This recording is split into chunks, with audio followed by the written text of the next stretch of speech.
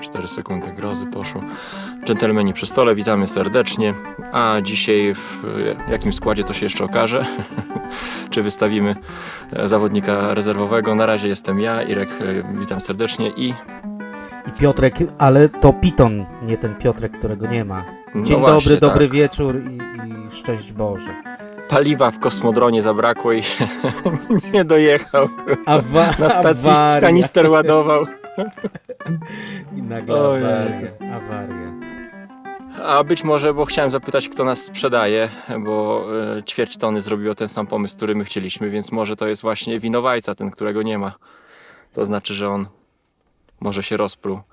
No bo tak jak widzicie na nagłówek, to cofamy się znowu do roku 2008, wracamy do tego retro gadania. Ten rocznik jest taki wyjątkowo ciekawy. No z tego co patrzyłem, to w 2008 mamy, nie wiem, Battlestar Galactica, Pandemic, Cosmic Encounter, Boże, co tam jeszcze, Le Havre. Z takich wielkich kobył.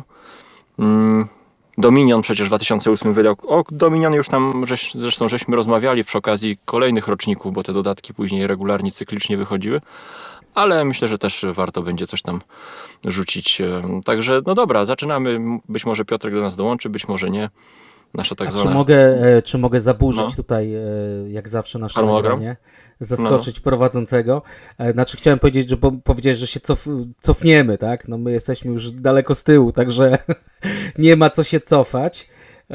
Także my jesteśmy dalej wycofani. Ale cofniemy się do pięknych lat, Właśnie. kiedy Platforma rządziła. A chciałem... Ojej, to wiesz, teraz już połowa subów, 36% subów odpadnie, zgodnie z nowym tutaj sondażem. Ale Wytycznym. Tak, ale wiesz, to nagrywamy w październiku i chciałem powiedzieć, że oprócz największego wydarzenia planszowego, czyli 18-konu, to w październiku jest również Essen i chciałem Cię zaskoczyć i mimo wszystko, że cofamy się do roku 2008, powiedzieć kilka słów o Essen. Essen, miasto na prawach powiatu w zachodniej części Niemiec, w kraju związkowym Nadrenia Północna Westfalia, w rejencji Düsseldorf. Pełni funkcję portu nad Rurą i nad kanałem Rhön-Herne.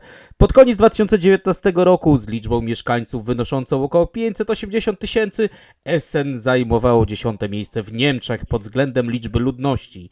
Potrzebny przypis. I najważniejsza informacja, siedziba biskupstwa rzymskokatolickiego założonego w 1958 roku. Oczywiście czytałem to z Wikipedii, ale wiesz, ale tam w nagłówku czy w opisie daj, że Piton opowiadał o Essen. Jedzie na Essen. Wiesz, tak. tak, Piton opowiadał o Essen i żeby nie było, że kłamiemy i że to jest jakiś tam, wiesz, fake news, jakaś tam fałszywa reklama. Zwykły to wiesz, clickbait. Ale tak, clickbait, ale wiesz, ale jest o Essen, nie? Żeby nie było, także tak sobie to... No to damy tytuł, może wymyśliłem. jedziemy do Essen. Essen i retro gadanie, nie? Takie wiesz, ale Tak Essen jest. taki wielki nagłówek, taką czcionką, wiesz, 500 wyboldowaną. Także dobra, clickbait poszedł, to możemy teraz do właściwej dyskusji wrócić. Ty masz wręcz przeciwnie, ty chyba nie masz takich hiciorów na liście, tylko właśnie bardziej jakieś takie imprezówki, mniejsze gierki, tak? Znaczy, tego, co tam wiesz co, wspominałeś. tak tutaj przygotowywaliśmy się do naszego programu, tak jak niczym tutaj posłowie partii rządzącej do debaty w matury. TVP. No. Słyszałem, że będzie debata w TVP, w TV rządowej i tam jest bardzo, bardzo strzeżona, ale dziwnym trafem posłowie partii rządzącej znają już pytania, to tak zabawnie. Znaczy, no, Jak u nas na maturze, no. Tak. Kto ma zdać, ten zda. Ja wziąłem takie bardziej gry, no, znaczy nieznane, ale nie te hity, tak? Bo ty powiedziałeś, że raczej tutaj wynotujesz, czy będziesz opowiadał o tych hitach, to coś tam dodam. Więc no nie wiem, może od tych hitów zacznijmy. Dawaj coś wiesz, z grubej... No, grubej nie, bo to jest ten wspomniany już przeze mnie na początku Dominion. No, gra, która dzisiaj już jest powiedzmy dziadkiem po tych prawie 20 latach, ale no 15 w zasadzie, to jeszcze trochę naciągnę, ale mimo wszystko, znaczy ja w ogóle to o Dominionie to najchętniej ja słuchałem na kanale Melanżownia, nie wiem czy kojarzysz. Pewnie kojarzę. Niesamowity duet z Bartka, piwnicy. tak. Tak. Jeden poszedł, założył wydawnictwo, a drugi chyba w tej piwnicy został po prostu. Ale oni po prostu Bartosz i Leser, tak, bardzo Tak. fajne chłopaki. Tak tak jest. niesamowicie opowiadali o Dominionie i tam tak naprawdę widać tą pasję do tego, czym ta gra jest, czyli taki po prostu czystej rasy kombajn do kombowania, do łączenia tych kartek. W grze chodzi tylko o to, żeby zdążyć ten silniczek rozkręcić i później po prostu przejść na łapanie punktów. Ja ci powiem, że gdybym miał grającą żonę w planszówki, to u nas bym podejrzewam, że ta gierka chodziła ładnie jako taki odstresowywacz. Trochę Panda właśnie napisał, że oni grają w tego Dorf Romantic jako taki odstresowywacz po całym dniu. I myślę, że taki Dominion też się świetnie by sprawdzał jako właśnie taki po prostu czystej rasy wyścig, ale właśnie wyścigi też później bardzo fajnie skorzystały z tego deck buildingu, bo Lewis i Clark czy wyprawa do Eldorado to są dla mnie wciąż świetne tytuły i to zobacz, jak to ze skrajnej w zasadzie półki, jeden Lewis i Clark, ten stary, szczególnie ciężki kawał euro, naprawdę mózgorzer, a Eldorado doktora Knizi bardzo lekka, ale niesamowicie wciągająca, prosta gra. Także ten mechanizm po prostu, no widać, jak został później skopiowany, rozdmuchany na milion różnych sposobów. Ale przecież mamy Akry Śniegu też Wallace'a, które też zupełnie w innym miejscu zostały zaadoptowane, ten mechanizm do gier łączących wojenny z euro.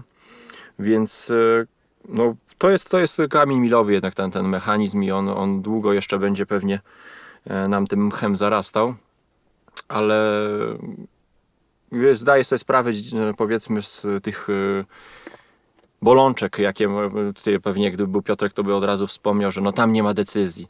No bo rzeczywiście, no ty po prostu te ręce, które masz na karcie, to zagrywasz, decyzją jest kolejność często, żeby odpalić odpowiednie combo, no to decydujesz o kolejności zagrywanych, żeby te combo było najfajniejsze.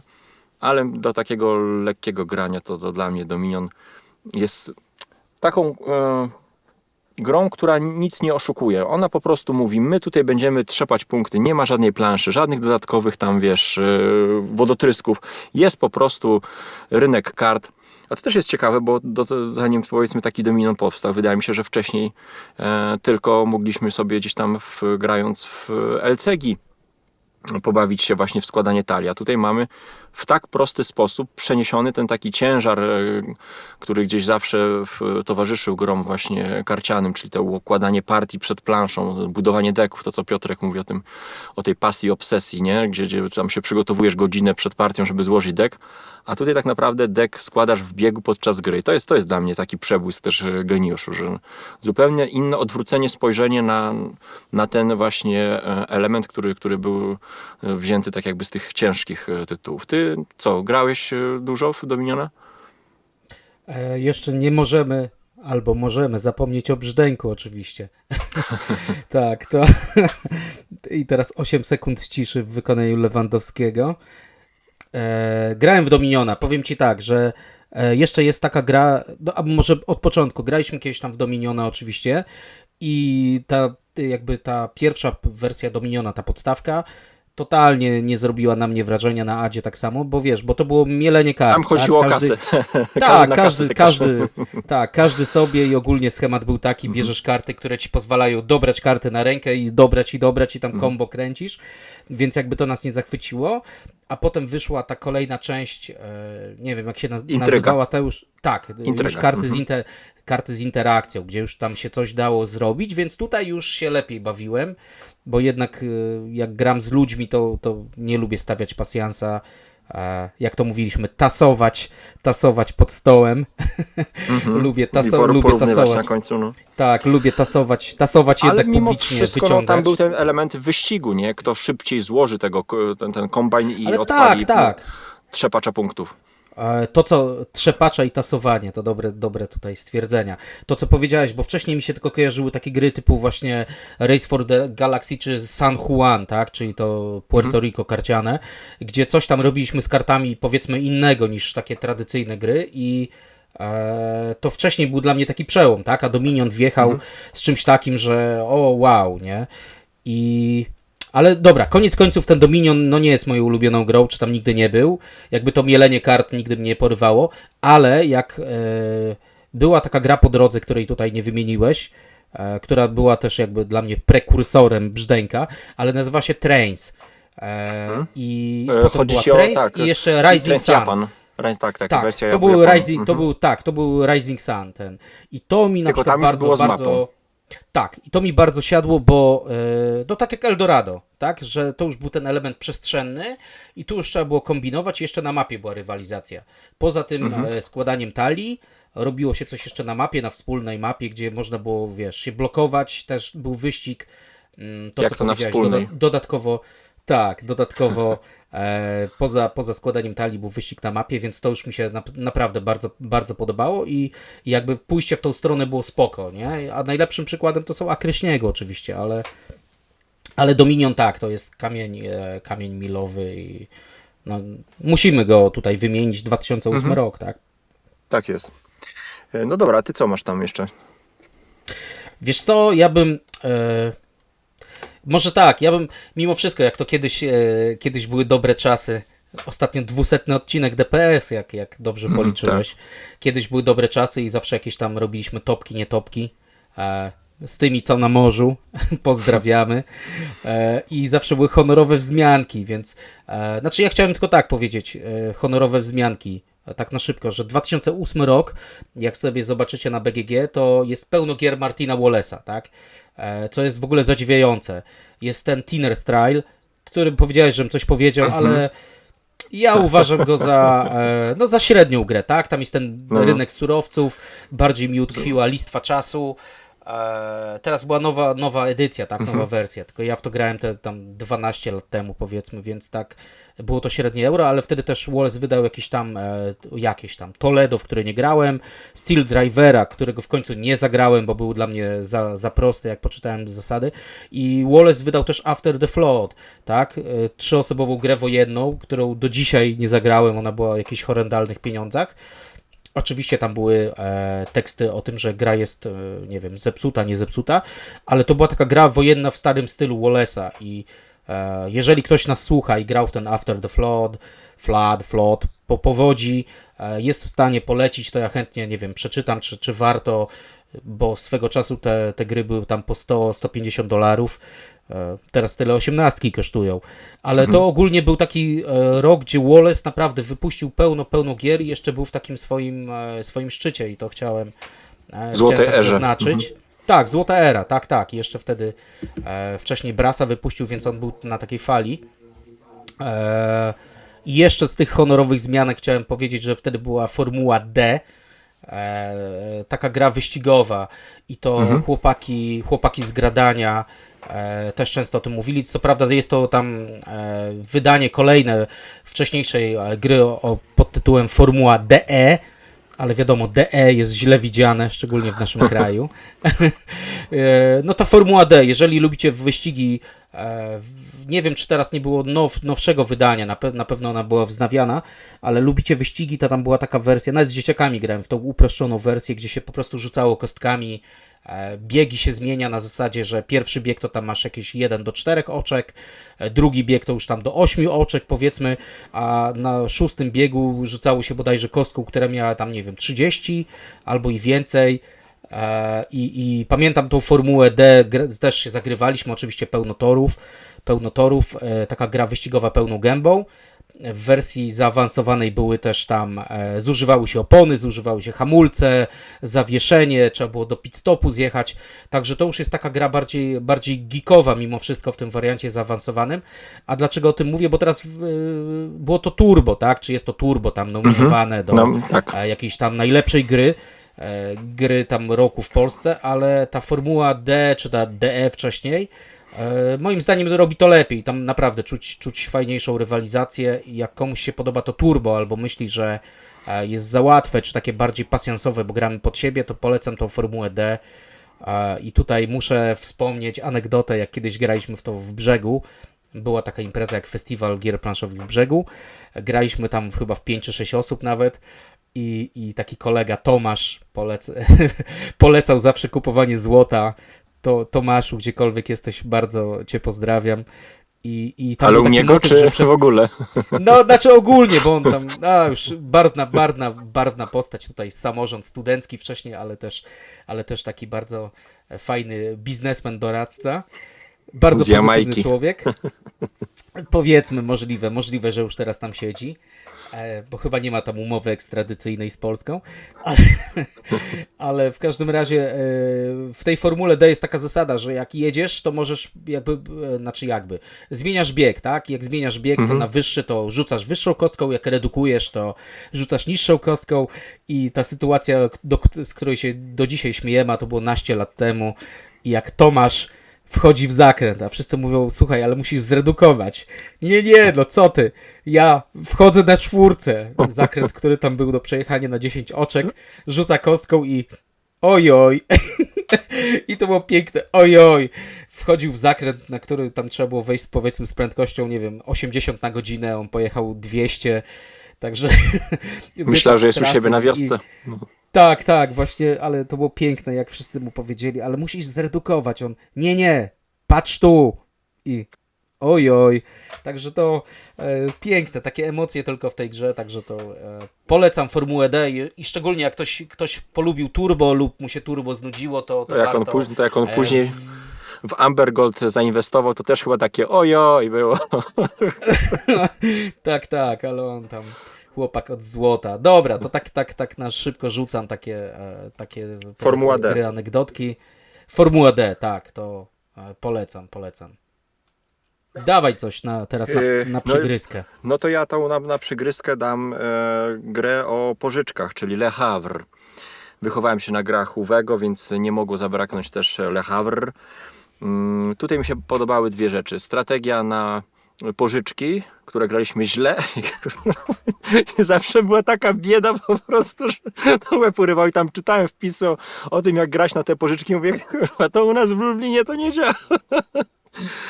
I wpakowywanie się do kogoś z butami w biznes, to było też takie fajne. Tutaj z Polski B zagranie, żeby komuś przyblokować budynek. No ja miłośnikiem Uwego byłem, zostanę pewnie gdzieś tam w sercu na pewno do końca. Chociaż wyżej na przykład bym sobie stawiał już Ora dla Bora, gdzie też jest ten motyw zajmowania korzystania z czyichś budynków, czy Agricole. No a wiadomo, że z czasem Roads and Boats tak jakby podsumowały wszystkie te gry o przetwarzaniu surowców w jednym pudełku. Więc na pewno tutaj Roads and Boats tak jakby zastąpiło te gry Uwego. Ale jest to całkiem fajny wariant tej rywalizacji właśnie poprzez zajmowanie sobie tych interesów. No i jest to też forma wyścigu. Tam zawsze się wkurzaliśmy, bo no znowu poszedłeś w błamy, no i wyszedł budynek ten, który premiuje za te błamy skóry, nie?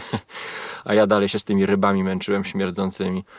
Ale fajna, sprawna, oparta o dwie akcje na rundy, także szybciutko, mimo że ona długa była tam, zazwyczaj wszyscy grali w nią w składzie dwuosobowym i wtedy nawet trwała tam z 2 godzinki, ale jednak sam przebieg rundy bardzo sprawny, czyli zajmuję akcję, tam coś zbieram i dalej jadę, więc też taki złoty okres właśnie tego farmingu w wykonaniu Uwe Rosenberga, zanim jeszcze poszedł w patchworki czy uczty Odyna, których nie jestem fanem. Ale te stare właśnie takie ciasne gierki, no bo tutaj trzeba się było zapożyczyć, żeby przetrwać do tego 10, to jak najbardziej zawsze polecam. Grałeś, tak? To co mówisz z pożyczkami, tak, oczywiście, że grałem. To graliśmy kilkadziesiąt partii co najmniej i najczęściej zagrywałem się z Adą tutaj u nas w domu na 2.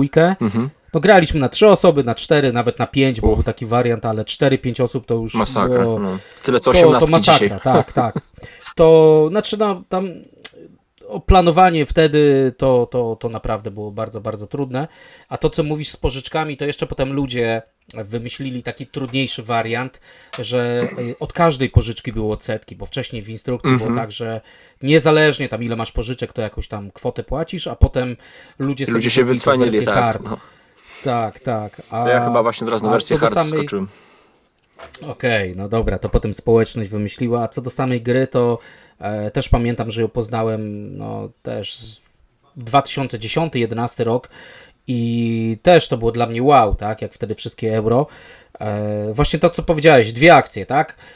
Idziesz, zabierasz coś, ewentualnie komuś wbijasz do budynku, no i bonusowa akcja, że kupujesz, tak? Tylko żeby kupić, to znowu trzeba było mieć te pieniądze, a też pożyczek nie można było brać, jak się nie potrzebowało, więc tutaj kombinowanie w tej grze, no magia, tak? Ten setup, gdzie karty się tam tasowało, dzieliło na 3 stosy i w związku z tym była tam, powiedzmy, inna rozgrywka, znaczy no potem ogólnie tak, gra optymalizacyjna, więc ta optymalizacja zawsze dążyła do jednego punktu, ale samo to, jak karty wychodziły, te budynki, tak, jak czasami się niefortunnie zrobiło i takie szachowanie się, kto kupi ten budynek, żeby odsłonić tobie ten, tak, tak. zbieranie surowców do budowy.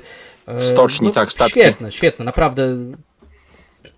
Tak, i potem walczenie, kto pierwszy wybuduje statek. Tak? To taki Jakaś tam train rush strategia trochę był, nie? Na statki właśnie.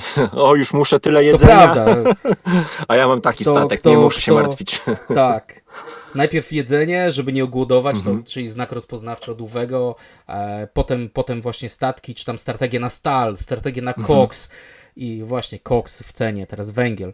Ale no bardzo fajna gra, tylko potem faktycznie te ścieżki optymalizacji, jakby to, co się najbardziej opłacało, to potem każdy powtarzał, tak? I to nam trochę obrzydziło grę, ale potem graliśmy w wariant skrócony. To, co powiedziałeś, że wariant długi na 2 osoby był naprawdę długi, a wariant skrócony był o tyle fajny, że była mniejsza liczba rund. I tam od razu chyba druga czy trzecia runda, od razu 1 000 000 jedzenia trzeba było, nie? I to trzeba było sobie to, wtedy to myślenie, to optymalizowanie już przearanżować, żeby to jedzenie zdobyć. I to było naprawdę fajne, ale no nagrałem się w tą grę, kilkadziesiąt partii co najmniej, jak nie więcej. Jeszcze aplikacja była. O, i aplikację też jest chyba nawet na BGG do ściągnięcia, czy tam na komputer taka aplikacja. Autorem jest Grzegorz Kobiela, pseudonim Ponton. No tak, człowiek tłumacz niemieckich tytułów, tak, nie? człowiek tłumacz, także kurczę, no jak ktoś dzisiaj naprawdę, to jak ktoś nie grał, to jest dla mnie pozycja obowiązkowa. Taka faktycznie stara szkoła, nie? 2 akcje, a masz tyle wyborów i to jest niesamowite. Krótka w tych kołderka. starych grach. Krótka kołderka, tak, naprawdę warto poznać, a myślę, że większość ludzi słuchających nas z Le Havra na pewno poznała. Tak, no tak samo nie wymieniliśmy w sumie Szklanego Szlaku, taki zupełnie troszkę inny tytuł, bo taki skondensowany, malutki Uwe Rosenberga, zresztą tak samo jak ten, kurczę, wypadł mi z głowy ten o tych rybakach Newsfjord, też miałem okazję zagrać, więc on tak potrafił się bawić tymi swoimi mechanikami, że robił takie wielkie kobyły jak Orat Labora na kilka godzin, a potrafił to właśnie tak mocno, ładnie skondensować do takiego Glass Roads, gdzie partia na 2 osoby trwa no, z 20 minut pewnie. Glass Road w ogóle miał bardzo fajny wariant na 2 osoby, to była zupełnie inny rodzaj gry niż na 3 i więcej, więc to też przy okazji polecamy, jeśli gdzieś będzie jeszcze do dostania. No i ten jego słynny kierat, kurde, ja uwielbiałem po prostu, tak jak Rado, tur, przekręcać paluchem te ramiona kieratu i przerabiać na cegły i inne fajne surowce. Więc Newsfjord chyba się doczeka jakiejś nowej edycji z tego, co widziałem na BGG, więc też troszkę inna gra, jakby nie Uwego, ale bardzo, bardzo przyjemna. Może doczeka się ładniejszej szaty graficznej, ale gra też warta zagrania, jeśli będzie możliwość. Także ode mnie tyle, jeśli chodzi o laurkę dla Uwego i mów, co tam jeszcze masz. No to ja może teraz powiem, jeszcze mam tam jakieś tak zwane honorowe wzmianki, ale powiem o grze, a może o 2, bo szybko powiem. O grze jednego z moich ulubionych autorów, Friedemana, Freeze, i to jest Fauna, tak? O, Fauna, rzeczywiście. Zwykła, nie junior.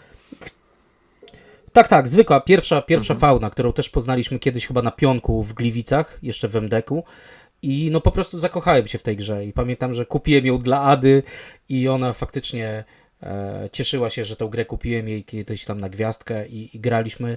No Fauna, jeżeli nie znacie, to chodzi o to, Mamy taką mapę, planszę, na której jest mapa świata, To jest taka gra podzielona quiz po na prostu różne taki. regiony.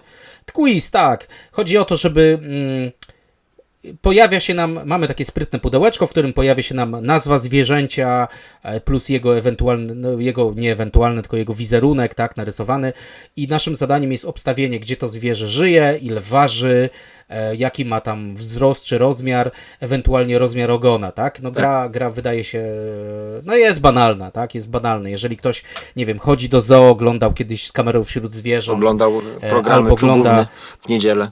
tak, Krystyna Czubówna lub teraz ogląda te fantastyczne programy na Discovery, gdzie gościu albo z saperką po Jamajce chodzi, czy tam po dżungli amazońskiej, Discovery to już polecam. tylko aukcje garaży i życie w Lombardzie. Tak, i złomowisko.pl. No. Także no polecam, jak ktoś, ale ogólnie, jak ktoś lubi klimaty quizowe, przyrodę, geografię, to naprawdę warto się zainteresować. Można jeżeli się ktoś fajnie nigdy wykazać, na faunę no. nie spojrzał.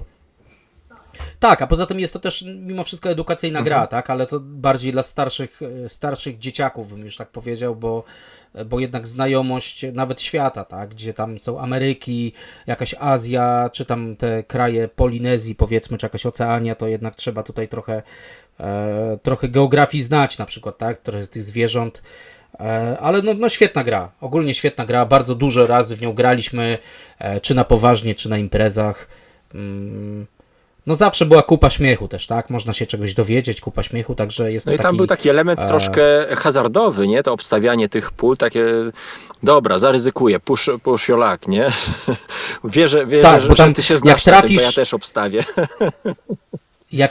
Jak trafisz, to masz więcej punktów, jak masz tam tak zwane sąsiedztwo, to masz tam mniej punktów, tak, ale obstawianie gdzieś tam i potem nagle jak ty obstawiasz, wiesz, w Ameryce Południowej, a nagle ktoś obstawia z uśmiechem w Australii, to tak rozrzut jest, no, szczególnie, że mapa jak Ziemia jest płaska, także wiadomo, jest to daleko od siebie. No faunę polecam, no jest to dobra gra edukacyjna, my ją potem jako imprezową rozgrywaliśmy też, kilkadziesiąt rozgrywek mam na pewno za sobą, no świetna gra, tych zwierząt było kiedyś w starej edycji bardzo, bardzo dużo, teraz ją trochę zmienili, uprościli, bodajże teraz już nie ma świnki morskiej, tylko jest kawia domowa, także taka zmiana, ale polecam faunę. Jeszcze jak mogę, No, mów. to wcisnę się z jedną grą, którą bym też chciał, ogólnie może tak, jest takie wydawnictwo, czy było, czy jest, wydawnictwo Istari przez Y, tak? Tak, Istari. Jedo, Oni na przykład pamiętam, wydali Kailusa. Kailusa, tak, i oni, też jedna z moich ulubionych gier, oni każda gra Istari miała w nazwie, tak? I z 2008 roku jest Scylla, w którą nigdy nie umiałem grać, to jest też taka gra o starożytnym Rzymie, bardzo ciasna i taka na noże, ale nie wspominam jej dobrze, bo naprawdę ona była taka, że jak nie zaplanowałeś czegoś dobrze od początku, to po prostu był koniec, ale Scyllę też naprawdę polecam, bo to była super ciężka gra, ale bardziej na mnie zrobiła wrażenie taka gra, która się nazywa Metropolis. Na końcu, Metropolis. I nawet jak teraz rozmawialiśmy o roku 2008 i sprawdziłem sobie na BGG, dlaczego tej gry w ogóle nikt nie wydał. No i tutaj moja ciekawość została zaspokojona, znaczy nikt nie wydał obecnie. I na Kickstarterze pojawiła się reedycja tej gry, nazywa się coś tam Sky, zaraz sobie nawet kliknę, nazywa się Skyrise, ale jest tak paskudna, znaczy oczywiście są budynki 3D, jest piękna i w ogóle, ale jest totalnie nieczytelna dla mnie, no ale to wymogi obecnego świata.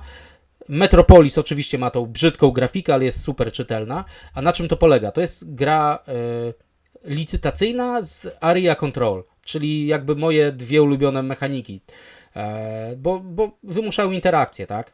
Licytacja to wiadomo, bo z innymi się licytujesz, Area Control wiadomo, bijesz się o obszary. W skrócie polega to na tym, że mamy tam mapę tego naszego Metropolis, tak jakiegoś miasta, ona jest podzielona na dzielnice i licytujemy się o to, kto będzie miał przewagę tam w jakichś dzielnicach, czy nawet tam w poszczególnych tam takich, nie wiem, mniejszych niż dzielnica, nie wiem, jakichś tam dystryktach, jak zwał, tak zwał. Patent polega na tym, że każdy ma takie budynki z cyferkami, one się różnią wielkością i widzimy, że jak ktoś na przykład tam 2 dał, to on jest mały, tak, 7 jest wysokim budynkiem, a patent polega na tym, że licytujemy się tak, że kładziesz ten budynek z jakąś tam cyferką, a kolejny gracz kładzie swój budynek w przyległym obszarze. I to też jest spoko i bardzo, bardzo fajne, że ty swoją licytacją już jakby wskazujesz kierunek, gdzie ktoś może się dostawić. Bo jak ja stawiam mój budynek tutaj, to ty musisz w jakiś tam, podpuszczam cię od razu, w których obszarach masz postawić, tak? Licytujemy się oczywiście tą otwartą stroną, że każdy widzi, jakie budynki zagrywa. W momencie, jak ktoś wygra, to ten jego budynek zostaje na planszy, ale jest odwrócony, tak? Więc to taki, powiedzmy, element pamięciowy, ale widać po wielkości, jaka to może być liczba. A pozostałe te bidy, budynki, tak? Te zlicytowane rzeczy wracają do ciebie na rękę, więc no świetna gra. Są jeszcze tam jakieś żetoniki, które się zbiera, które dają punkty dodatnie, punkty ujemne, więc właśnie wpuszczanie kogoś na te żetony jest świetne. No motyw po prostu podpuszczania kogoś, licytowania się o te dzielnice, jakieś tam te dystrykty, no świetne, naprawdę. I dziwiłem się, dlaczego tej gry nikt nie wydał przez tyle lat. No teraz była na Kickstarterze, no 15 lat minęło, ale jeżeli ktoś lubi takie proste gry z dużą dawką interakcji naprawdę i z dużą dawką mużdżenia, to bardzo polecam Metropolis, bo kurczę, no tam jest tak prosty mechanizm, stawiasz tego swojego klocka, budynek i ktoś decyduje, tak, czy idzie w to, co na nim wymuszasz, czy pasuje, ale oddaje tobie na przykład jakąś tam dzielnicę, tak. I no tak jakbyśmy się kartami licytowali, wiadomo, ale no świetnie to jest pomyślane, czy na początku atakować wysokie dzielnice, wysokie te żetony, czy jednak tak stopniowo. Jest to gra od 2 do 4 graczy, na 2 graczy to tam działało bodajże na 2 kolory, ale oczywiście na 4 graczy na pełną liczbę jest no świetna. To bardzo, bardzo polecam. Jak ktoś lubi licytację, area control, to No ja bym tu bierzcie w ciemno. Ja bym tu wspomniał wielkiego nieobecnego, który się zapewne nie pojawił w naszych zestawieniach, a mianowicie Stefan Feld. Nie wiem, czy patrzyłeś, czy coś wydał w 2008? O nie. No widzisz, on już miał na swoim koncie w roku Smoka, Notre Dame, a w 2008 wydał takiego kaszalota Name of Rose, czyli na podstawie powieści Umberta Eco Imię Róży. Gra, o której zupełnie nie słyszałem. Ja tam za Feldem jakoś nigdy nie... Może nie to, że nie przepadałem, no był okres, kiedy się Felda ogrywało. Chyba Badacze Tajemnic i w roku... Badacze Tajemnic, nie Badacze Tajemnic. Ci Głębinowi, Boże. Głębin, tak. Badacze Głębin i w roku Smoka najbardziej chyba lubiłem. I w roku Smoka za tą paskudną interakcję, a Badacze Głębi za po prostu klimat podmorski, podmorskiej żeglugi. Tak, pod wodą, a jednak tak sucho. Tak. Ale widzisz, no ja o tej grze nie słyszałem nic, ale w 2008 patrzyłem na BGG, wyszło coś takiego, Ravensburg to wydał. No i wydał i zapomniał o tym, bo nawet fani Felda, którzy gdzieś tam wypisywali różne jego tytuły, nie wspominałem o tym tytule nic, więc chyba nie było to jakiś nic udanego. Także wielki, taki nieobecny w tym gronie, powiedzmy, Uwe Rosenbergów, czy Vaccarino i innych tam takich wielkich, no... Wallace'a, tak. Feld się nie wykazał w 2008, jakiś może słabszy okres. Dobra, mów tam jeszcze, co masz. Dobra, to ja teraz, żeby nie było, muszę oczywiście pozdrowić naszego największego przyjaciela, czyli Rainiera. Pozdrawiam cię, Rainier. I tak sobie dzisiaj pomyślałem, że to jest chyba w sumie, wiesz, taki duchowy spadkobierca onegdaj tej tak zwanej Rzeszy, bo to jest jedyny Niemiec, który najechał z sukcesem Anglię, tak? Bo został tam jakimś profesorem Oxfordu. Także Rainier jednak ma we krwi tą swoją niemiecką krew. I co mogę powiedzieć? Znaczy tak, może zareklamuję 2 gry, które wydała nasza księgarnia i jeszcze trzecią, która moim zdaniem jest super i mam nadzieję, że też ją nasza księgarnia wyda. Pierwsza to jest Penguin Party, tak? Penguin Party. Teraz będzie wydana, nie wiem czy została wydana, ale wydaje mi się, że jeszcze nie, przez naszą księgarnię jako Paszczaki Akrobaci. To jest bardzo prosta gra karciana. Wcześniej, we wcześniejszej wersji były to pingwiny, a gra polega na tym, że tam mamy no deck kart, tak? No jakbyśmy sobie po prostu podzielili karty na kolory, w każdym kolorze mamy tam określoną liczbę kart, dajmy na to 8, bo już z głowy mówię, nie pamiętam. I budujemy tą tytułową piramidę, tak? Teraz będziemy tych akrobatów, paszczaków.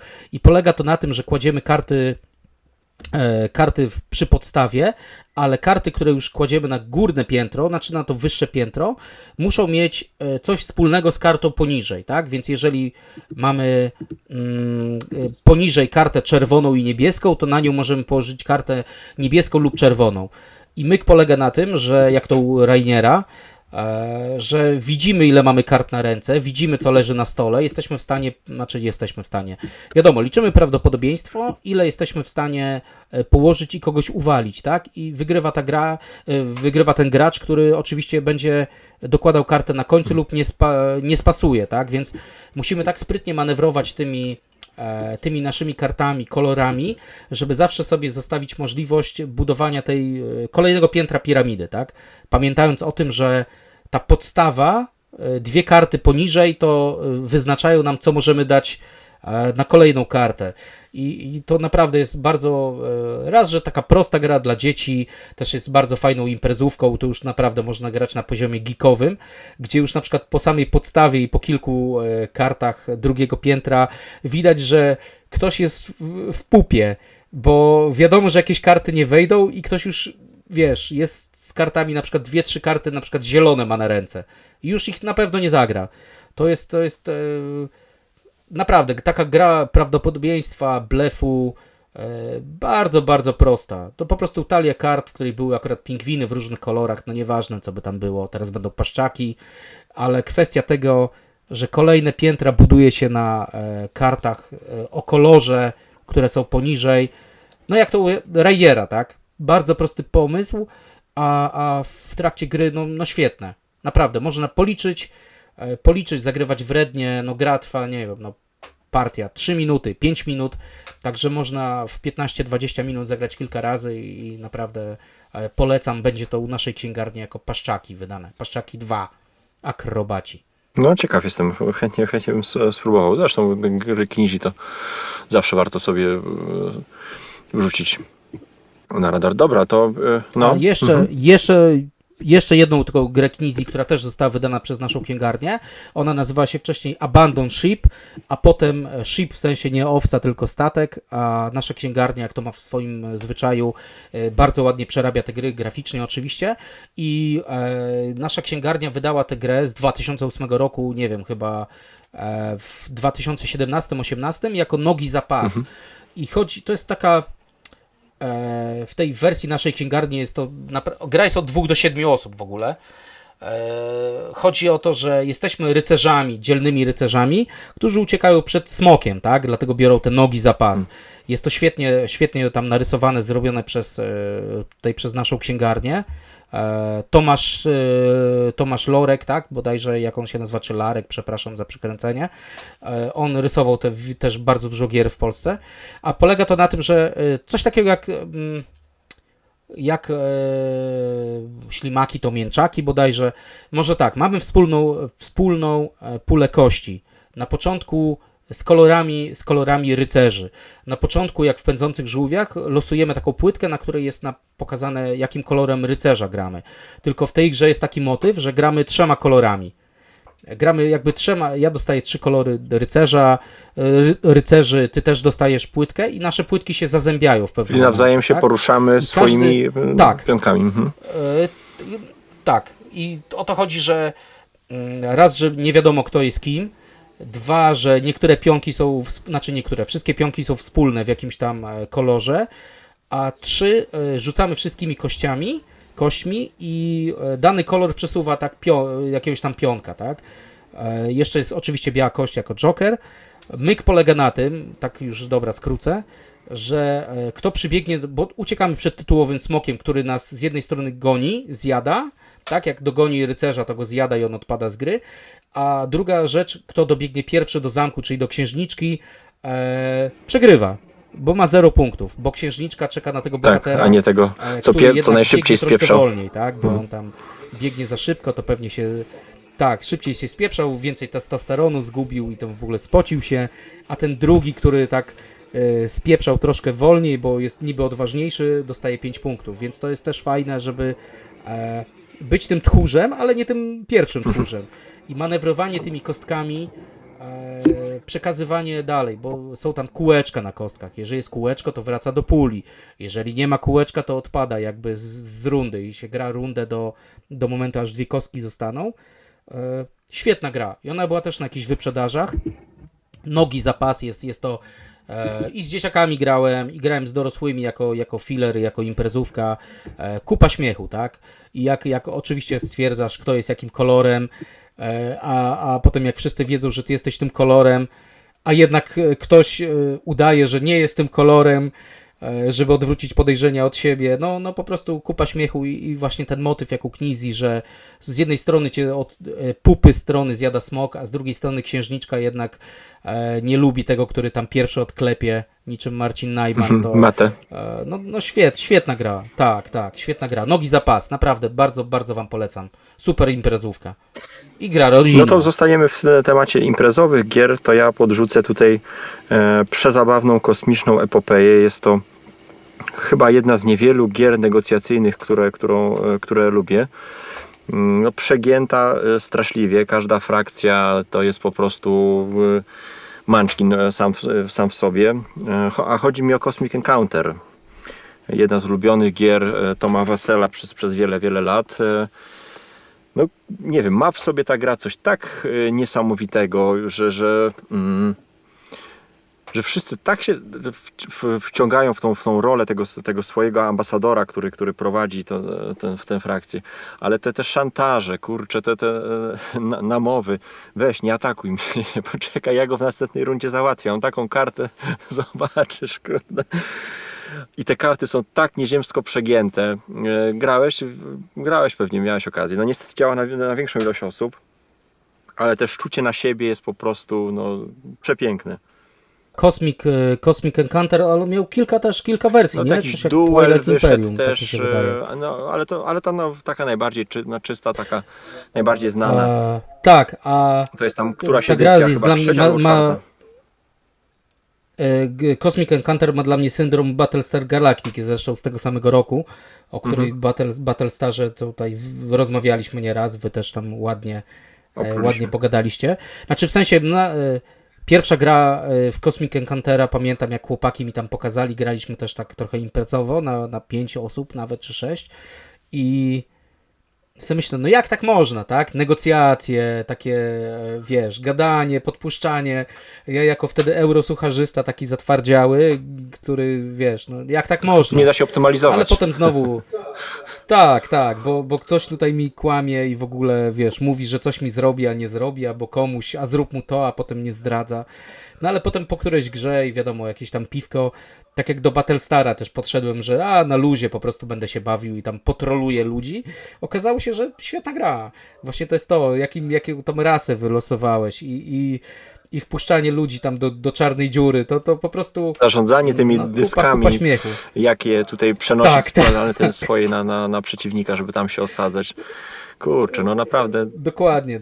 Trwa tam, no nie wiem, chyba godzinki nawet nie, ale naprawdę na stojąco się te negocjacje prowadzi. No jest tam trochę taki kingmaking, nie? Wiadomo, komu kto uwierzy, kto kogo tam, wiadomo, oczaruje, ale no świetna gra, tak. Znaczy pewnie wiesz, my mówimy w kategoriach takich śmiesznych, imprezowych, ale są ludzie, którzy się w to zagrywają z tymi dodatkami i pewnie by nas teraz tam zbesztali, że to jest taka gra, wiesz, polityczna, negocjacyjna, a my tutaj sobie, wiesz, takie jaja robimy, może nie żarciki, tak, ale nie, fajna gra, naprawdę. Nawet ją sobie kupiłem, jak Galacta wydała, tylko oczywiście ją sprzedałem, bo nie mam z kim grać, po prostu nie mam takiej ekipy, tak jak w Żartownici. Takiej już tej ekipy. Tak, no bo te już ludzie tam gdzieś wyjechali z tego naszego małego Opola i zresztą to, co mówiliście w Battlestarze, tak samo w Cosmic Encounter. Jak nie masz ekipy ludzi, którzy czują ten klimat, są w stanie na fantazji gdzieś tam popłynąć, to nie ma co siadać do tych gier, bo one po prostu będą nudne albo nijakie i to bardzo, bardzo, no zresztą gry oparte o gadanie to są bardzo specyficzne gry i jednak trzeba mieć tutaj dobrą ekipę. Ale Cosmic Encounter, tak, tutaj DPS Tak, approve. Dice Tower Approve. No dobra, to podaj tam jeszcze jakieś 1-2 tytuły i będziemy zamykać odcinek, bo to już zaraz będzie godzinka. Dobra, już mówię. I ostatni tytuł Rainiera z takiej trylogii, jak sobie tutaj wynotowałem, to jest gra, która jest oparta na Picomino, czyli na polowaniu na robale. I nazywa się, uwaga, trudna nazwa, Sushi Cok im Gokelwok. Czyli taka swojska nazwa, Sushi Cok im Gokelwok. Ona miała takie małe pudełeczko, takie jak swego czasu Picomino, czyli polowanie na robale, takie małe, nieprzerośnięte, jak potem zrobili. I mam nadzieję, że nasza księgarnia to wyda. Już zachwala mi gry i Penguin Party i tam teraz nogi za pas. Więc tutaj Sushi Cokim Gokelwok. I już mówię, jeżeli nie znacie polowania na robale, to polegało to po prostu na rzucaniu kostkami, wyrzucaniu jakichś tam setów. W skrócie, tak, zbieranie takich płytek domina. Rzucamy kostkami, odkładamy na przykład piątki, potem drugi raz rzucamy kostkami tymi pozostałymi, nie możemy już piątek odłożyć, bo je odłożyliśmy, a w tej grze jest taki myk, że nie ma tych cyferek, tak jak w polowaniu na robale Picomino, tylko są symbole. Są symbole pałeczek, są symbole sushi i takiej ości, rybich ości. I do tego wydaje mi się to o wiele lepszą grą niż polowanie na robale, bardziej taką geekową, ponieważ mamy tam płytki domina na plus i mamy płytki domina na minus. I zbieramy te płytki domina i na koniec gry musimy mieć wszystkie płytki jakby inaczej. Płytki na minus i płytki na plus musimy mieć równą liczbę, bo jeżeli mamy za dużo płytek na plus, to one i tak nam odpadną, tak? I dopiero potem liczymy, jaki tam mamy wynik. W tej grze jest też taki myk, że są pałeczki, podobnie jak było w sumie w tym Picomino, tylko że tam była trochę inna zasada, tutaj wyrzucamy pałeczki i możemy komuś ukraść jego płytkę, domina, tak? I możemy, którą albo z wierzchu, albo tam sobie wybieramy w ciemno ze stosu. I w ogóle ta fajna zasada, że płytki zbieramy w stos, więc taki powiedzmy element pamięciowy też tam wchodzi, ale sama gra oparta na kościach, taki push your luck i do tego jeszcze liczenie i obstawianie tego, jak te płytki ułożyć, którą zabrać, bo te płytki też leżą w określony sposób na stole. No świetna gra, naprawdę, graliśmy w nią kilkadziesiąt razy. Była naszym hitem imprezowym i dziwiliśmy się, że nikt jej nie wydał.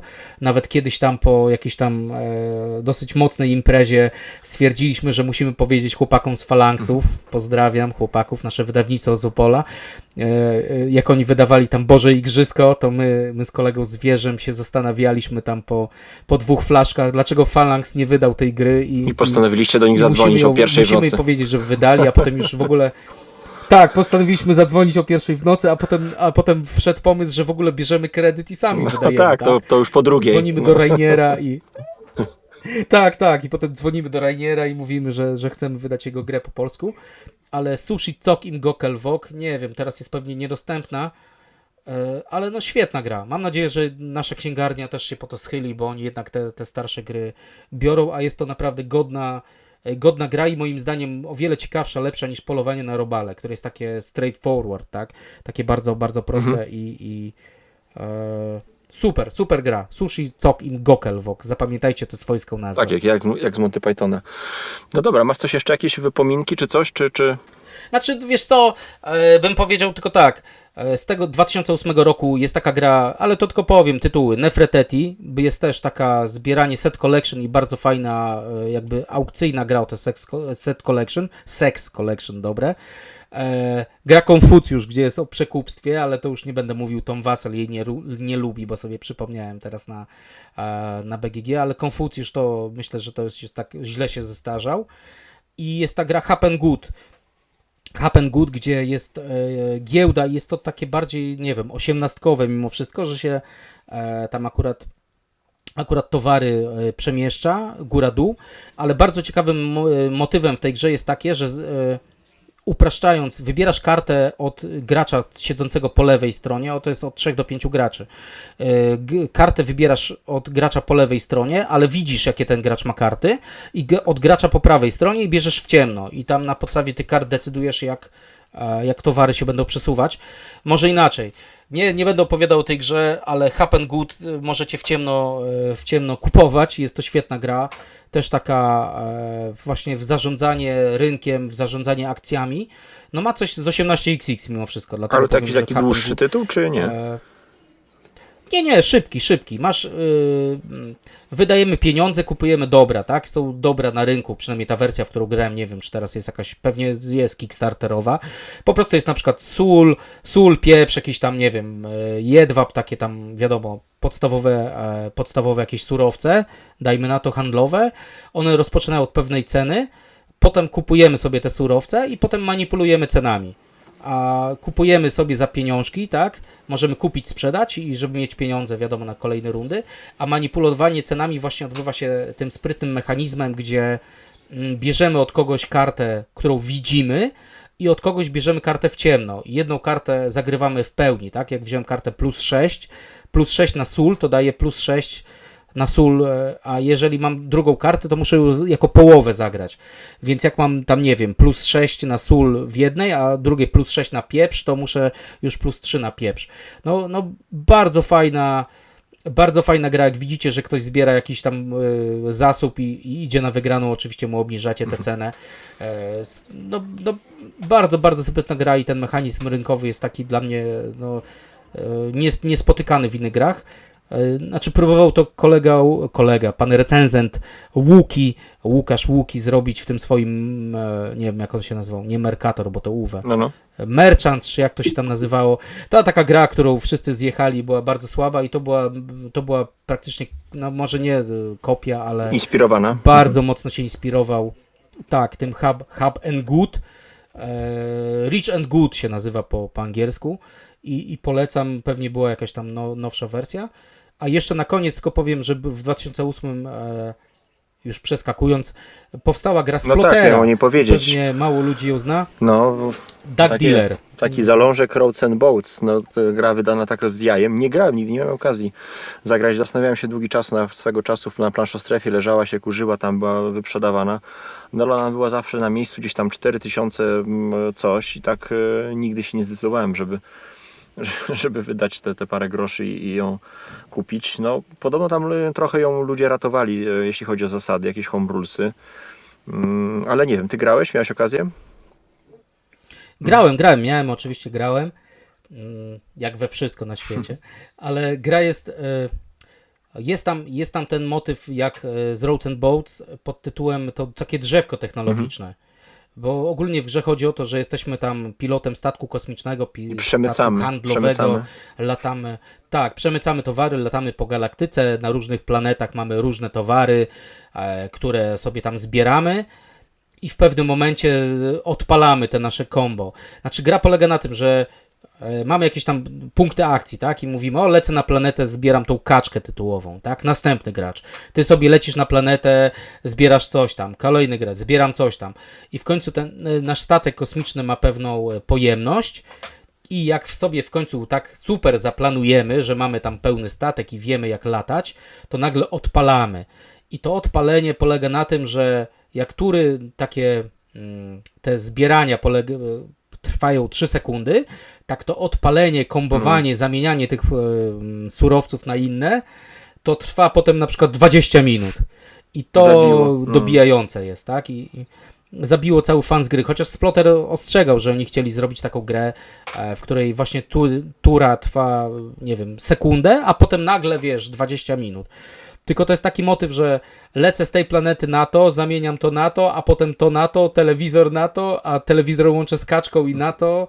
I znaczy to jest ta logistyka Splotera, tak? Jest pomysł z Roads and Boats z tym takim drzewem, co na co możemy zamienić i jak tam dalej to pójdzie. Ta logistyka, która była na przykład w Zimbabwe, tak? Bo tutaj, co prawda tutaj po planetach lataliśmy, cały czas czuć, że jest to sploter, ale moim zdaniem jest to tak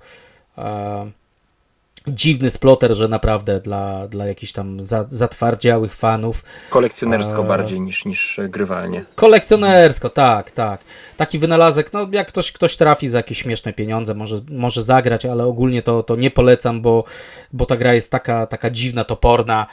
No nic dziwnego, że się nie przebiła. No ale jest to ciekawostka z 2008, w ogóle sam klimat Duck Dealer to też mówi dużo o sploterze, gdzie ta śmieszna, w ogóle mam dzisiaj koszulkę z taką samą żółtą kaczką na sobie, taka gumowa kaczka, dokładnie mam taką samą kaczkę. Taka kąpielowa kaczka. No, kąpielowa kaczka, tak. No motyw wydawał się fajny. Kupowałem tę grę, pamiętam, i wydawało mi się to, wiesz, takie krótsze roads and boats, tak, że będziemy zbierać te surowce, potem je będziemy zamieniać i takie optymalizowanie. Tylko to było fajne do momentu, aż ktoś zaczął robić tą swoją turę na 20 minut, nie? To po prostu no dramat. Tacy trochę settlersi w kosmosie, ale no nie polecam. No dobra, to co, kończymy kolejny odcinek. No Kończymy. Jeśli będzie, powiedzmy, nie wiem, 50 łapek w dół pod odcinkiem, to weźmiemy się za lata 90, nie? Szalone lata 90. Nie, no jedziemy dalej, gadamy o czymś, co lubimy, czego może jak nam ukradną pomysł, to trudno. Ale to już Powiemy zaklepujemy, że lata 90 bierzemy my. Tak, to my pierwsi, tak. No Piotrek dzisiaj trochę milczący, ale no co nie zrobić, śmiał no. się z naszych żartów, no widocznie. Tak, dzisiaj puszka śmiechu jednak została puszką Pandory zamkniętą. Także Piotrze, znaczy rozumiemy, że nie miałeś dzisiaj nic do powiedzenia, szanujemy to. Tak jest. Lepiej Jakaś właśnie, taka może cisza lepiej, przedwyborcza. tak. Lepiej tutaj się nie odzywać, niż rozwiać wszelkie wątpliwości. Dziękuję serdecznie tym, którzy nas wysłuchali. Bardzo chętnie też wysłuchamy waszych typów z tego roku. I zapraszamy do kolejnych odcinków. A dzisiaj co tam? Ja tylko bardzo proszę, jeżeli ktoś faktycznie grał w After the Flood, nie wiem jak się nawet powódź mówi po angielsku, to bardzo proszę właśnie to, co Irek powiedział. Wasze typy, a jak ktoś grał w tego Wallace'a, to też bardzo proszę, żeby dał znać, czy jest to warta zagrania gra. No i oczywiście dajcie znać, czy takie gadanie o starociach jest fajne, bo jeżeli tak, to polecimy jakimiś latami 90. i kto wie, może coś sprzed naszej ery wyciągniemy.